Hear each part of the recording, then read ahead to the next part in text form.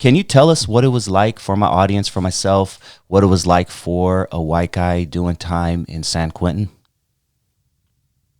Well, by the time I got to San Quentin in '93, I'd been in prison system for almost 20 years at that point, and I've learned to walk my own walk and do my own life inside of there.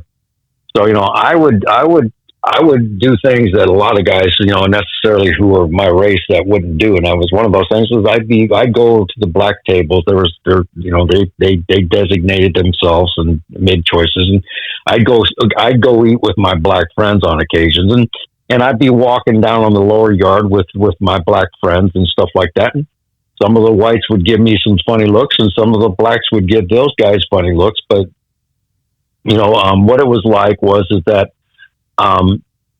There was racism, no question about it. But the reality is that, as I said before, if I chose to live my life on a certain path in a certain way, and when it got clear to these individuals that I wasn't going to bend for them, I wasn't going to be of their caliber, and I wasn't going to walk by their principles, they left me alone.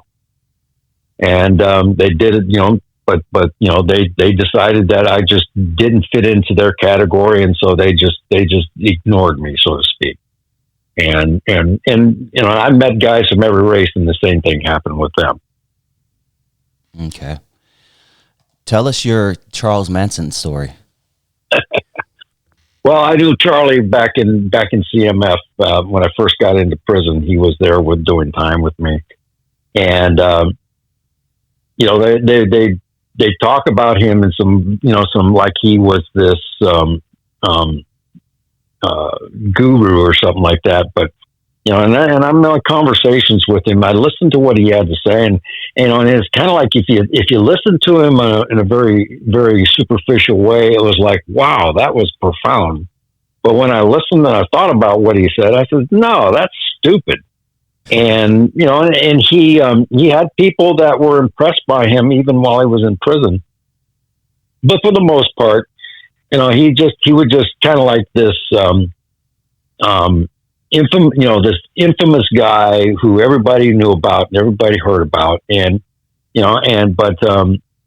really didn't, he wasn't a friend, but he wasn't anything to me other than just somebody who was walking doing time in the same area that I was, and I met a number of those very, very well known and notorious kind of killers and stuff like that were at CMF when I was there too. One of the persons that they had coined serial killer about, and did a documentary on, Ed Kemper. He was a pretty good Uno partner, and played a good game there. But there was a lot about him that is just like he loved to talk about killing people, and it was just his joy of life, so to speak. They for the most part, they were just kind of like these sideline things about prison life. Later on, Charlie got himself into some wrecks there at the prison and tried to escape. He got himself burned up by another person. Some other cult guy threw gasoline on him or some paint thinner it was, and burnt, lit him on fire. He lived a pretty miserable life on some levels there. I can tell you that. Was someone like him, because he's obviously infamous for his role in the Sharon Tate situation where he led a group of people to commit acts, was he someone who would just be walking around the yard, walking around freely like you would be, or did they have him separate? At first he was. He was in just a regular general population, but after he got himself assaulted and some of his other shenanigans, they locked him up. But I knew some of the other Manson family too. I did time with a couple of them down in San Luis Obispo at CMC, Tex Watson and Bruce Davis, and and they were on a different page altogether. They had decided to walk away from all that. They had denounced what had happened and everything like that.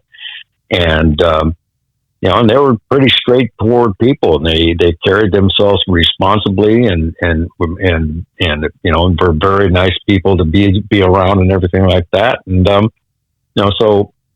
not everybody that was a part of that, kept on holding on to that idea about life.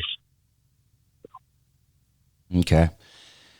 There's a couple of famous, and I put famous in quotes, obviously, inmates who spent time at San Quentin. I would love to know, Stanley Tookie Williams, co-founder of the Crips gang, he was his life was taken by lethal injection at San Quentin prison, where he spent 25 years of his life. Do you happen to remember that specific time? I'm just curious. And did you know anything about that situation? I was at the prison the day, I was doing time there when he was executed. And, unfortunately, Tookie was in a spot where, the society and politics and everything like that were trying to push everybody, push this idea that, killing somebody is what we ought to be doing with people. And, I'm of the opinion, because I took somebody's life, I says, well, I deserve to die for what I did. But the reality is that I also think that, before they start going around killing people, that, they should prosecute and kill, somebody who is a millionaire. And because, it almost invariably, the people that get wind up on death row, if not every one of them, they didn't have money. They didn't have money for people to, and pay for their, for attorneys that would, keep, make sure that their rights were not being violated. So, the idea that somebody should be killed for what they did, that's the thing. And then Tookie was, purportedly he didn't do what they said he did in the first place. I did not know him directly. I think I've seen him walk in being escorted by staff, because the death row inmates were under close security and everything like that. And surprisingly, they're now transferring those guys to prisons, and they're letting them walk a main line and stuff like that nowadays. But back when Tookie was there, he was in the maximum security area, and I was not privy to that kind of area, or I wasn't going to be there.